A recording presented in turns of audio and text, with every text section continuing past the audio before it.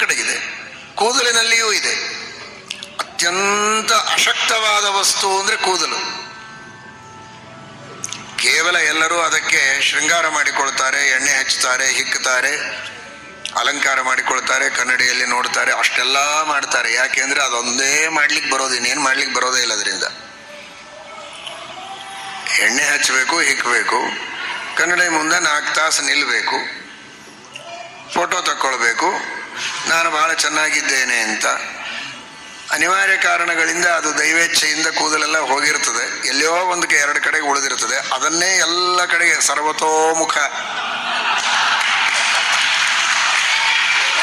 ಎಲ್ಲಿಯೋ ಒಂದು ಕಡೆಗೆ ಕೂದಲು ಉಳಿದದ್ದನ್ನ ಎಲ್ಲ ಕಡೆಗೆ ಹರಡಿಸಿಕೊಂಡಿರ್ತಾರೆ ಕೆಲವರು. ಅಷ್ಟು ಕೂದಲಿಗೆ ಶ್ರಮ ಕೊಡೋದು ಬೇಡ ಅಂತ ಕೆಲವರು ಬಣ್ಣ ಹಚ್ಚಿಕೊಂಡು ತುಂಬಿಸಿಕೊಳ್ತಾರೆ, ಏನೇನೋ ಮಾಡಿರ್ತಾರೆ. ಇಷ್ಟಕ್ಕೆ ಅದಿರೋದು.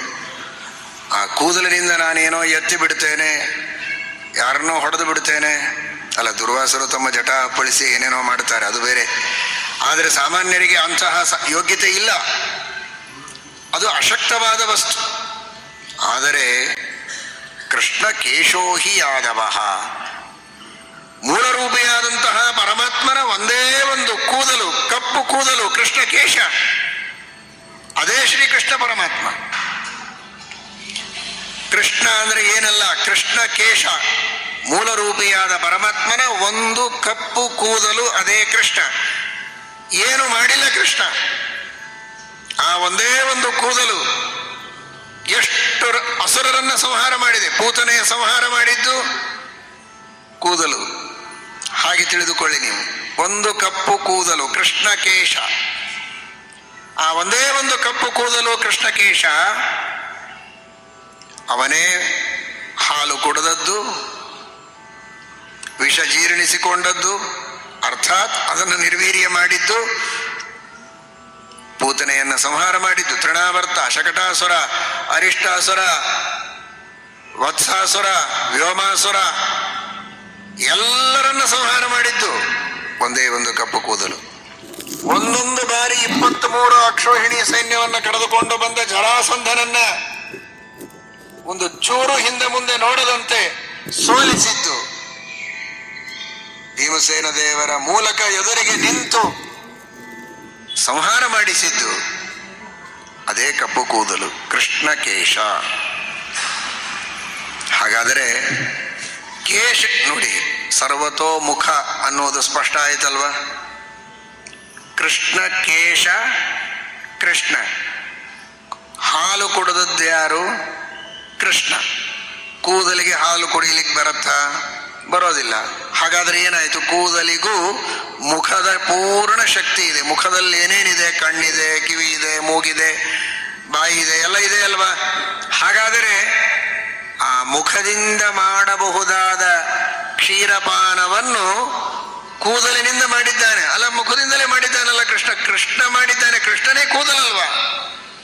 ಹಾಗಾದ್ರೆ ಕೂದಲಿಗೂ ಮುಖ ಇದೆ, ಮುಖದ ಶಕ್ತಿ ಇದೆ ಅಂತನ್ನುವುದನ್ನ ಪ್ರತ್ಯಕ್ಷವಾಗಿ ತೋರಿಸಿದ್ದು ಕೃಷ್ಣಾವತಾರದಲ್ಲಿ. ಸರ್ವತೋ ಮುಖ, ಕೂದಲಿಗೂ ಕೇಶದಲ್ಲಿಯೂ ಮುಖದ ಶಕ್ತಿ ಇದೆ ಅಂತ ಪರಮಾತ್ಮ ತೋರಿಸಿಕೊಟ್ಟಿದ್ದಾನೆ.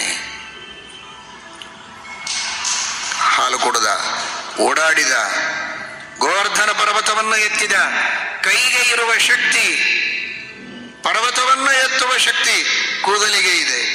ಕಾಲಿಗಿರುವ ಶಕ್ತಿ, ಎಲ್ಲ ಕಡೆಗೆ ಓಡಾಡಿದ್ದಾನೆ ಕೃಷ್ಣ, ಓಡಾಡದೇ ಇರುವ ಸ್ಥಳವೇ ಇಲ್ಲ, ಕೂದಲಿಗೆ ಇದೆ.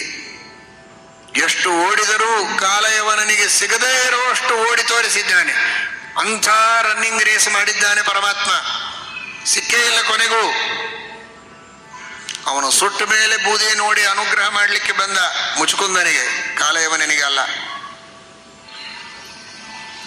ಹಾಗಾದರೆ ಶ್ರೀಕೃಷ್ಣ ಪರಮಾತ್ಮನ ಅವತಾರದಲ್ಲಿ ಪರಮಾತ್ಮ ತೋರಿಸಿದ್ದು ತನ್ನ ಒಂದು ಕೂದಲಿಗೆ ನೋಡುವ ಶಕ್ತಿ ಇದೆ, ಕೇಳುವ ಶಕ್ತಿ ಇದೆ, ಮದುವೆ ಮಾಡಿಕೊಳ್ಳುವ ಶಕ್ತಿ ಇದೆ. 16,108 ಜನರನ್ನು ಮದುವೆ ಮಾಡಿಕೊಂಡದ್ದು ಕೃಷ್ಣ. ಅವರೆಲ್ಲರಲ್ಲಿ ಮಕ್ಕಳನ್ನು ಪಡೆದದ್ದು, ಲಕ್ಷ ಲಕ್ಷ ಮಕ್ಕಳನ್ನು ಪಡೆದದ್ದು ಕಪ್ಪು ಕೂದಲು ಕೃಷ್ಣ. ಹಾಗಾದರೆ ಕೇಶದಲ್ಲಿ ಏನು ಶಕ್ತಿ ಇಲ್ಲ ಅಂತೀರಿ? ಎಲ್ಲ ಶಕ್ತಿಯೂ ಇದೆ. ಆದ್ದರಿಂದ ಪರಮಾತ್ಮನ ಎಲ್ಲ ಅವಯವಗಳಲ್ಲಿಯೂ ಎಲ್ಲ ಶಕ್ತಿಯೂ ಇದೆ ಎನ್ನುವ ದೃಷ್ಟಿಯಲ್ಲಿ ಸರ್ವತೋಮುಖ ಎಂಬುದಾಗಿ ಪರಮಾತ್ಮನನ್ನು ಕರೆದಿದ್ದಾರೆ ಅಂತ ಶ್ರೀಮದ್ ಆಚಾರ್ಯರು ವ್ಯಾಖ್ಯಾನವನ್ನು ಮಾಡುತ್ತಾರೆ. ಆ ದೃಷ್ಟಿಯಲ್ಲಿ ಪರಮಾತ್ಮನ ಎಲ್ಲ ರೂಪಗಳೂ ಸರ್ವತೋಮುಖ. ನರಸಿಂಹದೇವರನ್ನು ವಿಶೇಷವಾಗಿ ಸರ್ವತೋಮುಖ ಎಂಬುದಾಗಿ ಕರೆದಿದ್ದಾರೆ. ಆ ನರಸಿಂಹದೇವರ ವಿಶೇಷವಾದ ಅನುಗ್ರಹ, ಪರಮಾತ್ಮನ ಎಲ್ಲ ರೂಪಗಳ ವಿಶೇಷವಾದ ಅನುಗ್ರಹ ನಮ್ಮ ಮೇಲಾಗಬೇಕಾದರೆ ಭಗವಂತನ ಸ್ವರೂಪಕ್ಕೂ ಅವನ ಯಾವ ಅವಯವಗಳಿಗೂ ಗುಣಗಳಿಗೂ ಯಾವುದೇ ಕ್ರಿಯೆಗಳಿಗೂ ಭೇದ ಇಲ್ಲ, ಅತ್ಯಂತ ಅಭಿನ್ನನಾಗಿರುವಂಥವನು ಭಗವಂತ ಎಂಬುದಾಗಿ ಚಿಂತನವನ್ನು ಮಾಡಿ ನಾವು ಮಾಡುವಂತಹ ಎಲ್ಲ ಪ್ರಾರ್ಥನೆಯನ್ನು ನಾವು ಎಲ್ಲಿ ನಿಂತು ಮಾಡಿದರೂ ಕೇಳ್ತಾನೆ. ಇಲ್ಲಿ ಎದುರಿಗೆ ನಿಂತು ಚೆನ್ನಾಗಿ ಪ್ರಾರ್ಥನೆ ಮಾಡೋದು, ಯಾಕೆ ದೇವರು ಎದುರಿಗಿದ್ದಾನೆ ಅಂತ. ಸ್ವಲ್ಪ ಆ ಕಡೆಗೆ ಹೋಗಿ ಪ್ರದಕ್ಷಿಣೆ ಶುರುವಾದರೆ ಸುಮ್ಮನೆ ನಿಂತ್ಬಿಡೋದು, ಸುಮ್ಮನೆ ಹರಟಿ ಹೊಡಿತಾ ಹೋಗೋದು, ನಮ್ಮ ಜನರ ಜೊತೆಗೆ ಮಾತಾಡ್ತಾ ದೇವರು ಬಂದರು ಎದುರಿಗೆ ಬಂದಿದ್ದೇವೆ ಅಂತ ಮತ್ತೆ ಸ್ವಲ್ಪ ಗಂಭೀರವಾಗಿ ಮತ್ತೆ ಸ್ತೋತ್ರ ಪ್ರಾರಂಭ ಮಾಡೋದು. ಈ ಥರ ಎಲ್ಲ ನಾಟಕ ಮಾಡಬಾರದು. ಸರ್ವತೋಮುಖ, ನೀವು ಇಲ್ಲಿ ಬಂದರೂ ದೇವರು ನೋಡ್ತಾನೆ, ಅಲ್ಲಿ ಹೋದರೂ ನೋಡ್ತಾನೆ, ಹಿಂದೆ ಹೋದರೂ ನೋಡ್ತಾನೆ, ಎಲ್ಲ ಕಡೆಗೂ ನೋಡ್ತಾನೆ, ಎಲ್ಲ ಕಡೆಗೂ ಕೇಳ್ತಾನೆ. ಸರ್ವತೋಮುಖನಾದಂತಹ ಆ ಭಗವಂತನಿಗೆ ಅವನ ಬೆನ್ನಿಗೂ ಕೇಳಿಸ್ತದೆ, ಬೆನ್ನಿಗೂ ಕಾಣಿಸ್ತದೆ. ಅಂತಹ ಪರಮಾತ್ಮನ ಎದುರಿನಲ್ಲಿ ಸ್ತೋತ್ರ, ಧರ್ಮ, ಜ್ಞಾನ, ಪಾಠ, ಪ್ರವಚನ ಎಲ್ಲ ಅಕ್ಕಪಕ್ಕದಲ್ಲಿದ್ದರೆ ಹೇಗಾದರೂ ಇರಬಹುದು ಅಂತ ತಿಳಿಯಬೇಡಿ.